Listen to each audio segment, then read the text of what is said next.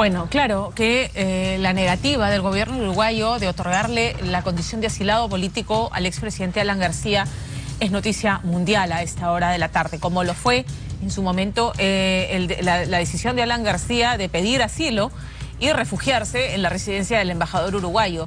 Vamos a revisar cómo han informado los medios alrededor del mundo. CNN en español: Uruguay no dará asilo político al expresidente de Perú, Alan García. El presidente uruguayo Tabaré Vázquez dijo este lunes que no le dará el asilo al expresidente Alan García y aseguró que en el Perú funcionan libremente los tres poderes del Estado. Así informa CNN en español.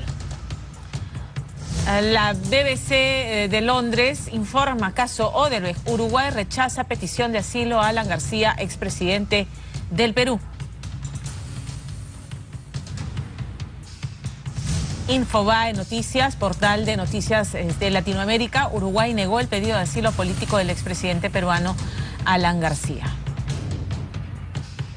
En Estados Unidos, el Washington Post también informa en su página web: Uruguay rechaza el pedido del expresidente Alan García de asilo político, y desarrolla la información en ese sentido, ¿no? Resaltando efectivamente lo que ha dicho el presidente Tabaré Vázquez, que en el Perú hay independencia de poderes, hay Estado de Derecho, no hay una dictadura, se vive en democracia.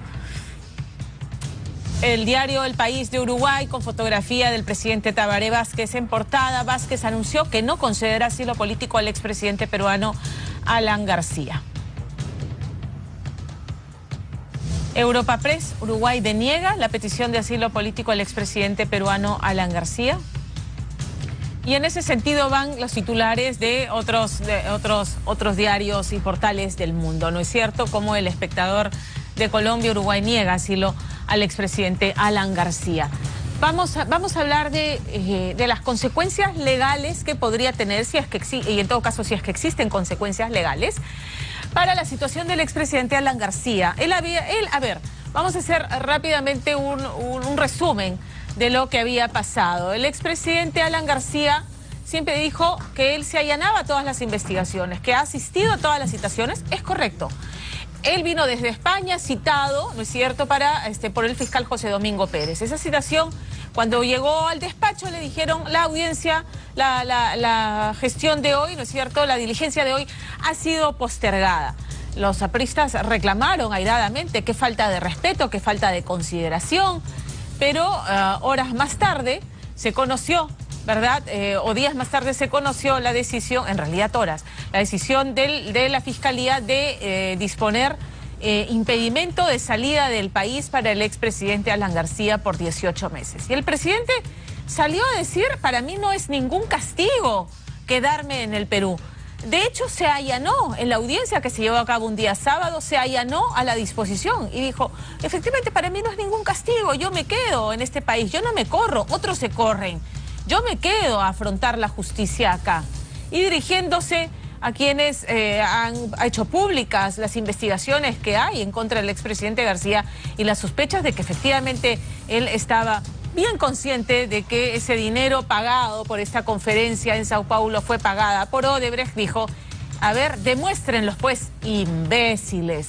¿No es cierto? La última frase del expresidente Alan García, polémica por cierto, antes de pedir asilo entre gallos y medianoche a Uruguay, internándose en la residencia del embajador uruguayo.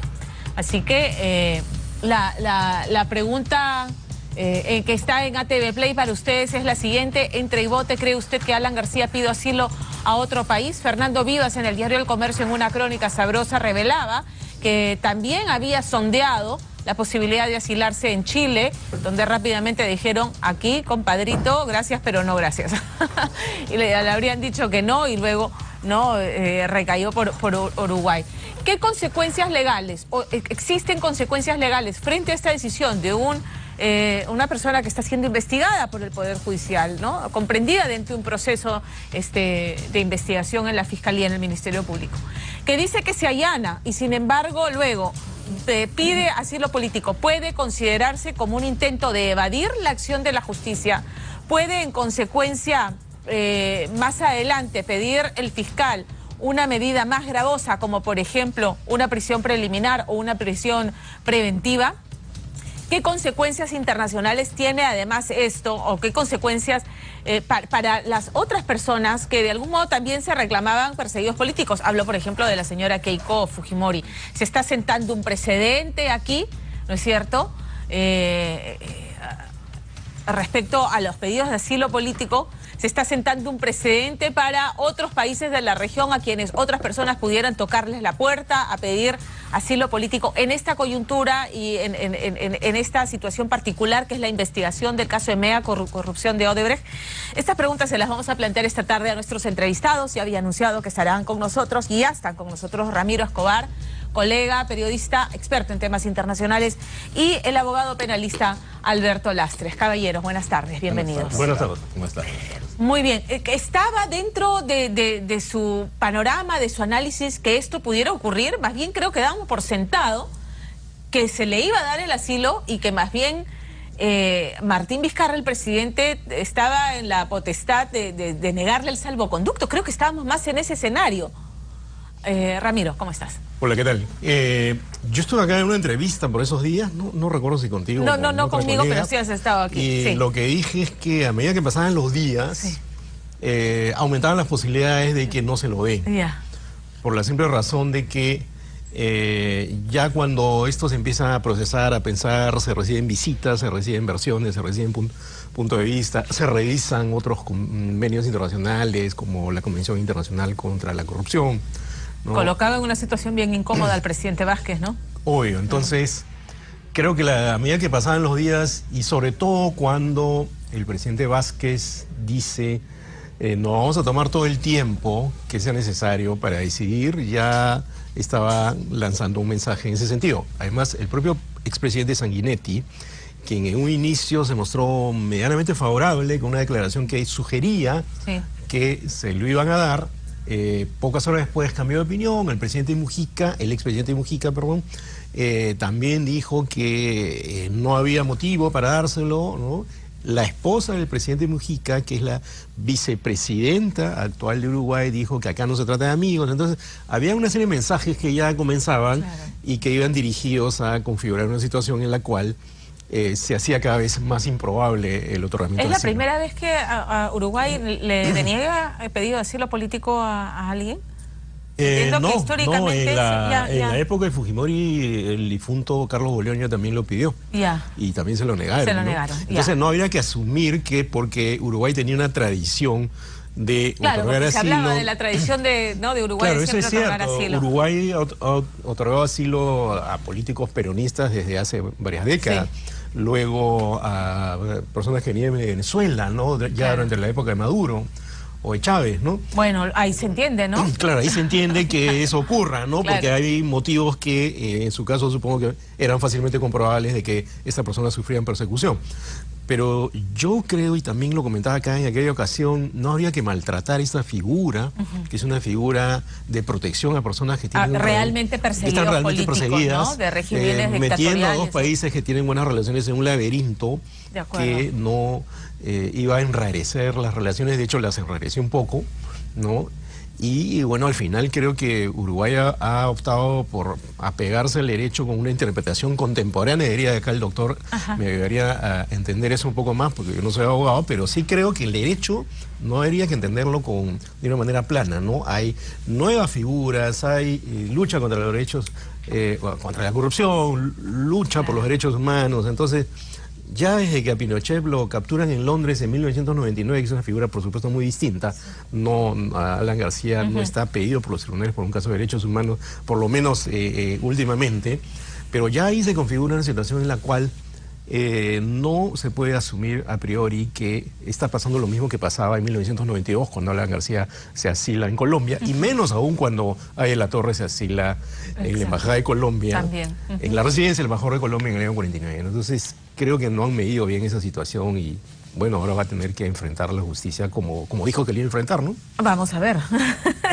Doctor Lastres, yo vi al embajador uruguayo hoy cuando despacha a la prensa y le dice, volvamos a la paz, respiremos todos en calma, que él fue el primero en decir, oh, por fin esto se acabó. Esa palabra, volvamos a la paz, ya es sugerente. Sí, también, claro que sí, claro que sí. A ver, primero, el tema, la sustentación. Aquí hay independencia de poderes. El señor, según el Tratado de Caracas, está siendo investigado por delitos comunes, no aplica el pedido de asilo político. Está bien sustentado. Que podrían no haberlo hecho al denegárselo, al otorgárselo, pero está correctamente sustentado. Así es. Bueno, definitivamente en el Convenio de Caracas del año 54 establece cuándo no se debe dar un asilo. Y efectivamente, tanto el presidente de la República es el único que puede dar el asilo, podría haberse establecido sin decir nada absolutamente, dárselo o no dárselo. Claro. Pero esto nos ayudó más, porque en este caso está diciendo que en el Perú los pueblos están totalmente identificados. También señala que este delito es un delito común, por consiguiente no debería darse el asilo. Y esto, vamos a decir que cualquier país que pueda hacer mañana más tarde solicitado un asilo por este señor, por el presidente García, podría tomar el mismo criterio porque ya estableció una jurisprudencia, vamos a decir un caso en el camino, ¿no? Cosa que Uruguay simplemente pudo haber dicho, no, yo simplemente no le doy el asilo y se acabó. Ha ido más allá de eso. Ha ido a explicar por qué no le da el asilo. Eso es bien importante, claro, ¿no es cierto? Porque teniendo esta potestad, el hacer la aclaración, la precisión de por qué no se lo da, y declarando que en el Perú hay Estado de Derecho, esto es un espaldarazo a un sistema de justicia que estaba siendo cuestionado. La señora Fujimori reclamándose perseguida política, desde el Fujimorismo reclamando que se está criminalizando la actividad política, ¿no es cierto? Y desde el APRA diciendo aquí lo que hay es un golpe de Estado blando desde el Ministerio Público. Entonces, claro, esto siente un precedente para el resto de países, digamos, en la región o en el mundo, ¿no? Así es.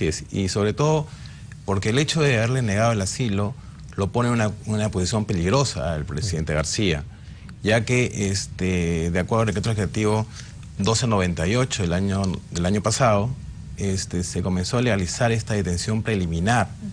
Y dentro de los requisitos que se da una detención preliminar, se pide que una persona pueda evadir la acción de la justicia o pueda perturbar la acción probatoria. O, en todo caso, el hecho que pida asilo, luego que se haya allanado y que haya admitido que está de acuerdo con la justicia en el Perú, esto complica más porque justamente ya está en capacidad en este momento, si quisiera, el fiscal Pérez, de solicitar en este momento una detención preliminar. Esa era una de las preguntas que estaba planteando al presentar esta conversación. ¿Esto complica la situación del expresidente García? O sea, ¿podría legalmente él se ha complicado? ¿Esto se considera como una evasión de la acción de la justicia, el pretender buscar asilo? Sí, claro, porque él está con una regla de conducta que es un impedimento sobre el país. ¿Ya? Y lo que él busca al asilarse es justamente salir del país para ir a un refugio, para ir a un asilo en otro país. Entonces, en ese momento su situación se complica. Esto puede ser entendido que justamente hay dos temas, ¿no? Primero, que pretende salir del país. Y segundo, que va a perturbar el proceso, porque claro, el doctor García al salir del país va a ser mucho más complicado su declaración o que sea investigado. Entonces, ambos elementos se dan este requisito. Entonces, en este momento el fiscal Pérez tiene la capacidad de solicitarle al juez Sánchez Balbuena que se le dé impedimentos, Ahora entiendo que, o sea, que se le puede imponer prisión preliminar o preventiva. Correcto, preliminar. ¿Concurren los tres requisitos para que esto proceda? O sea, García dice, demuéstrenme la cuenta, la vinculación, que yo me he beneficiado, que a mí me han dado, que yo sé. A mí no me pueden demostrar nada. Y los apristas, y hay gente que incluso no siendo aprista dice, pero ¿dónde está la prueba concluyente? Ese indicio razonable que diga, hay indicios sólidos y razonables de que cometió este delito. No, en todo caso... Eso no sería el eslabón más débil, porque todo hay suposición. A todo el mundo le cuesta creer que solamente quedara en mandos inferiores, ¿no? Ministerios, y que esto no alcanzara al presidente de la República. Claro, el tema complicado que tiene el fiscal Pérez es que si se da la detención preliminar, tiene 10 días para buscar hacer un caso.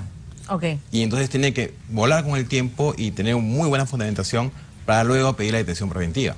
Entonces, en el momento que él da la detención preliminar o se la solicita al juez y el juez se la da, tiene solo 10 días para buscar toda investigación. O sea, digamos que preventiva no, de momento podría solicitarse, podría cambiar a preliminar. Así es. Y para la preliminar también deberían concurrir estos 3 requisitos. Para la preliminar tiene que ser la pena mayor a 4 años. Sí, que lo es. Que se cumple, este peligro de fuga, que también se está cumpliendo. Y finalmente el tema de los indicios. Pero los indicios, con pequeños elementos que se ha dado justamente para arresto domiciliario, estaría casi ya tienen este fundamento. Ajá. El problema que tiene él es que tiene que tener un caso en 10 días. Ya. Pasó similar en el caso de la señora Fujimori, porque efectivamente él tuvo una detención. Esos 10 días fueron 10 días que fueron cruciales para armar el caso. Si él tiene ya elementos que son sustanciosos para poder justamente en 10 días buscar la detención. De Navarro y de Cuba. Así es. Claro. Si tiene esos elementos, él puede en este momento pedir de una vez la detención preliminar y posteriormente en 10 días en una audiencia pedir la detención preventiva. Y eso sí demora, porque la detención preventiva en esta audiencia, como hemos visto en el caso del juez Carguancho, es un tema más complejo, ¿no? En cambio, la detención preliminar el juez la da inmediatamente. Entonces lo puede ir a su casa en este momento y entonces, sí es una posibilidad concreta y real que a nivel legal el fiscal Domingo Pérez pida prisión preliminar. Y el propio expresidente se ha puesto en esta situación. Así es. En este predicamento. Ramiro, hemos visto cómo el mensaje con el añadido de por qué es que se le niega el asilo político es como un espaldarazo, ¿no? No sé si voluntario o involuntario del presidente Tabaré Vázquez. Es una señal también a nivel nacional, a nivel internacional, para otros países, porque, digamos, García no es el único que se reclama perseguido político. Desde Estados Unidos lo hace Alejandro Toledo, desde prisión lo hace Keiko Fujimori. Digamos, ¿esto sirve como precedente para otros países a donde se puede ir a tocar la puerta? Sí, por supuesto, ¿no? Por supuesto, porque fíjate, cuando sale el presidente Vázquez y luego habla el canciller Rodolfo Ning, ambos además conocidos del expresidente García, o sea, como dice mi colega o mi amigo acá presente, no se quedan solamente en decir ya, no se lo damos, sino dan una explicación. Y esa explicación incluso en un momento alude a las 2 veces que el expresidente estaba procesado. Alude a la información que le entregó la Cancillería peruana, que creo que actuó correctamente en este caso de manera rápida. Entonces, esa argumentación, si bien es jurídica desde el punto de vista del derecho internacional, también es política, porque lo que Uruguay está diciendo: miren, en estos tiempos hay que cumplir esta convención de acuerdo a la ley, de acuerdo al derecho internacional, y hay que hacer ver por qué. Y hay que decirle a la comunidad internacional, en este caso latinoamericana, que es donde el asilo existe, la figura del asilo, que no es lo mismo que el refugio. En Europa, por ejemplo, el asilo y el refugio son casi equivalentes, ¿no? Hay que decirle que nosotros no estamos dispuestos a darle asilo a una persona que está llamada por los tribunales debido a delitos comunes. Entonces, ¿qué pasa si otro país considera la posibilidad de darle asilo? Ya no se está poniendo solamente en contra de Perú, sino también de Uruguay, ¿no? O sea, ya se está generando una corriente de opinión. Exactamente. Y creo que lo que se está generando es un consenso sobre que esta posibilidad de que alguien cuestionado por la justicia por delitos comunes no acceda a esta figura, que es una figura respetable y que sirve, ojo, también, y lo dice la Convención de Caracas, para casos de urgencia. Para casos de urgencia, que en este caso, necesariamente cuando se habla de urgencia, porque además compromete la vida de la persona que lo solicita. Él mismo el día anterior había dicho que ya no, que bueno, no tengo un castigo quedarme acá. Y fíjate lo que dice el doctor, es interesante, ¿no? Porque señala una serie de pasos que hay que seguir, ¿no? Que pueden, digamos, dar la figura de una ley un poco dura, pero que de todas maneras no es que inmediatamente a la persona se les mete a la cárcel como alguna gente quisiera o pidiera, ¿no? Claro. Es decir, acá dentro del marco de la ley hay juicio debido, hay separación de poderes, ¿no? Y no hay persecución política, y lo que Uruguay también está diciendo es eso: acá no hay persecución política, acá lo que hay es separación de poderes, hay una justicia funcionando. Se puede cuestionar, por ejemplo, yo soy de los que creo que la prisión preventiva de 3 años es exagerada, ¿no? ¿No es cierto? Pero eso no significa que el sistema esté fuera de la ley, así se ha acordado y se ha establecido. Entonces, me parece que el señor García tendría que ir, como prometió a los tribunales, y ya dejar, digamos, de enrarecer el ambiente internacional. ¿Qué daño le ha hecho al sistema de administración de justicia que, como decía en algún momento un colega, Jaime Chincha, decía, por primera vez estamos viendo que las instituciones están funcionando, que están haciendo su trabajo y como lo deben hacer? ¿No es cierto? Tener a 4 expresidentes digamos, investigados con medidas gravosas respecto a sus libertades individuales, a la señora Fujimori presa. Sorprende, pero es la justicia actuando. Sí. El otro reclamo es, dicen, somos perseguidos porque solamente se han concentrado en Alan García y Keiko Fujimori, que desde el Congreso han sido una piedra en el zapato. Desde que Kuczynski asumió el cargo, lo dejó, entró Vizcarra y el enfrentamiento no ha parado. ¿Qué pasa con Susana Villarán? ¿No? ¿Qué pasa con los dueños de las empresas constructoras peruanas, los del Club de la Construcción? ¿Por qué no se mide a todos con la misma vara? Es persecución desde el Ministerio Público. ¿Ustedes, los abogados, lo ven así? ¿Hay excesos? ¿Se están cometiendo excesos en nombre de la Administración de Justicia? Lo que pasa es que al haber una autonomía en el Ministerio Público, cada fiscal tiene una forma de investigar. Entonces hay el caso de la señora Villarán, está por un fiscal. En ese momento el fiscal Hamilton Castro determinó solamente un impedimento de salida del país para la señora Villarán. En el caso, y eso demoró y cambió, y para la fiscalía en ese momento no hay un cambio, ella cumple su regla de no sale del país. Es más, creo que se le fijó una caución que después fue revocada en segunda instancia, pero va cumpliendo esa regla de conducta. La detención es un tema excepcional, no es un tema que se dé a cualquier persona, o sea, tienen que hacer elementos para hacer la detención.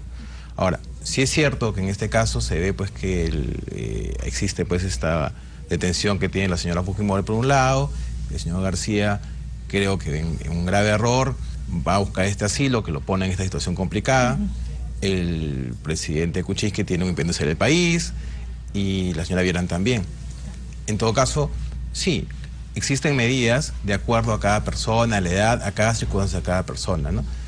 De repente puede ser materia de opinión y decir, yo realmente consideraría que esta persona debería estar retenida, pero estamos viendo un tema preliminar, no estamos viendo una condena. Este es un proceso todavía. Entonces, cuando esto sea ya estemos en una condena, pues serán sancionados las juntas que serán sancionadas. Claro. Ahora, el avance que tenga estas detenciones preliminares o preventivas en el transcurso del proceso es por un tema personal, por el comportamiento de la persona, por el riesgo de la persona. Entonces, probablemente cada fiscal analiza la situación de cada persona de forma diferente, pero eso no quiere decir que hay una justicia direccionada. Habrá eso cuando veamos las condenas, cuando veamos los juicios orales y cuando veamos las sentencias y cuando se terminen culpabilidades. Finalmente esto es una gran señal y para el presidente Martín Vizcarra esto de algún modo lo empodera, porque también está siendo duramente fustigado por el fujimorismo y el APRA, ¿no es cierto? Termina, digamos, empoderado con este pronunciamiento del presidente Tabaré Vázquez. Sí, por supuesto, ¿no? Y creo que además, y conviene recordar ahora la Cumbre de las Américas, ¿no? Sí. De abril pasado, que algunas personas decían que no servía para nada, que era solo la foto, pero bueno, una de las argumentaciones de la Cancillería y el presidente Vizcarra respecto a este caso se ha remitido a esa cumbre, ¿no? Donde hay una declaración para luchar contra la corrupción y además el caso de Brecht, que es el que llama a García a los tribunales, ¿no? Es un caso transnacional. Así es. ¿No? Que tendrían que enfrentar. Hacia adentro para Uruguay también habría sido una muy mala señal. Exactamente, también, ¿no? Porque claro, aparecería como un país que se desmarca de luchar para que este caso se esclarezca. Uruguay no ha tenido influencia del caso Lavallato hasta donde se sabe en el Estado, pero sí por la presencia de bancos privados. Para la banca privada, ¿no? Claro. Y además el hermanastro del expresidente Sanguinetti es uno de los que estaría implicado. Entonces hay una serie de piezas que si uno las pone en la mesa dice, a ver, como decía un amigo en la mañana, ¿no? En la Cancillería uruguaya se deben haber mirado entre ellos y se deben haber preguntado, bueno, ¿qué ganamos con esto, no? ¿Cómo se puede afectar nuestro prestigio internacional? Esa imagen además que se tiene de Uruguay como de un país respetable, liberal, open mind, ¿no? Sí. Y con vínculos culturales por una serie de escritores, desde Benedetti hasta Eduardo Galeano, o músicos como Jorge Drexler, todo eso entra en la cabeza de una autoridad que tiene que decidir esto, porque la vinculación no es solo entre los estados, también es entre la gente, ¿no? Claro. ¿Tú te imaginas lo que hubiera pasado en este momento, Pamela, si se hubiera decidido darle asilo, el malestar que habría? Hubiera sido tremendo, hubiera sido tremendo. Ahora, ¿en qué equivocó su cálculo Alan García? Porque claramente todos decíamos, esto está previamente conversado y si se ha ido es porque casi que tiene la certeza de que le van a dar el asilo político. ¿En qué erró su cálculo? Bueno, una persona como Alan García, además.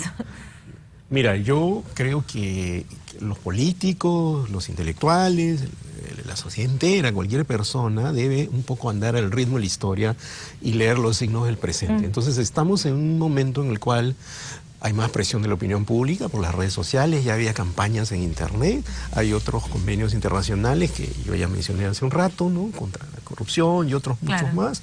O sea, la política se ha complejizado, la opinión pública tiene más influencia, no voy a decir que define las situaciones, pero tiene un peso específico, que puede hacer girar las cosas de un modo u otro. Entonces, no retrocedamos tanto al asilo de la Torre, sino al asilo de García en el 92. Había un golpe de Estado acá, había razón para asilarlo. En estos momentos no, es una figura ficticia, ¿no? Y entonces forzar las cosas hasta el extremo de ir a la residencia del embajador, argumentar que hay una persecución política, lanzar primero, recordarás, una solicitud de asilo donde se dice que el régimen político, el ejecutivo es en apariencia democrática, son palabras muy graves, ¿no? Si es que Uruguay le da el asilo, estaría reconociendo eso, ¿no? Entonces, después hay una segunda carta más larga donde se argumenta más o menos lo mismo.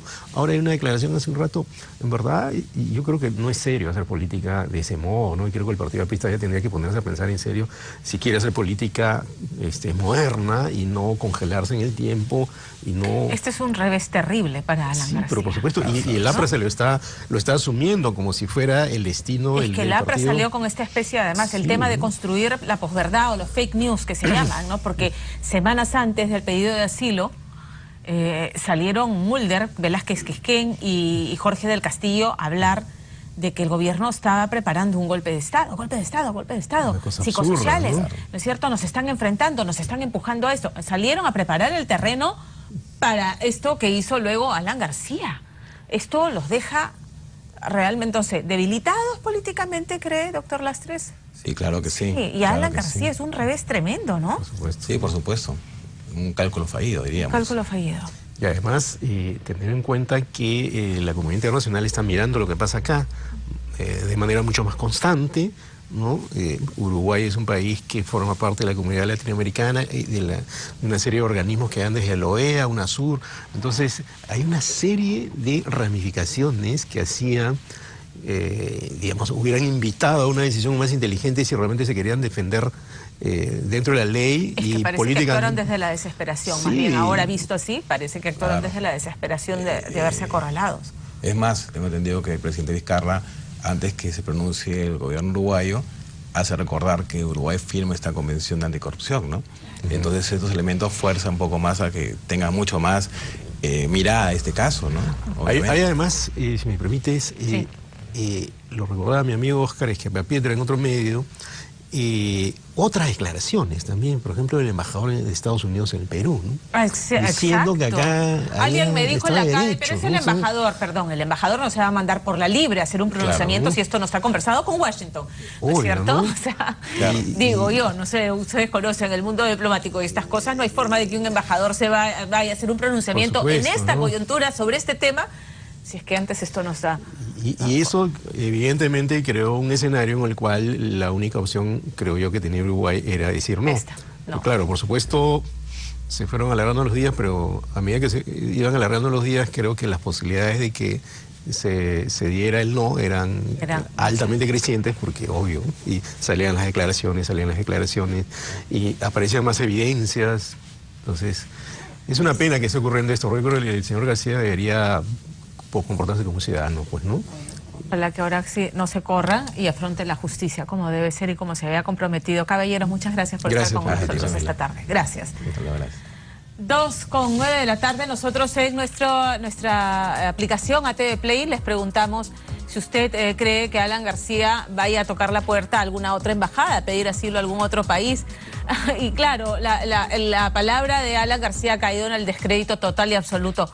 Nuestros televidentes, porque esta es una encuesta referencial, cree que sí, 91% dice que sí, no 9% apenas, en el descrédito total. Si dijo, yo feliz, no es ningún castigo quedarme en el Perú, yo me quedo, yo me allano, todo bien. En la noche fue a tocarle la puerta al embajador de Uruguay y le negaron el asilo político. Pero esto sienta, como han dicho nuestros invitados esta tarde, un precedente, sienta jurisprudencia para quien pretenda hacer lo propio, sea el expresidente Alan García o algún otro personaje involucrado en este caso de megacorrupción, investigado por este caso de megacorrupción. Marjorie, seguimos con la información.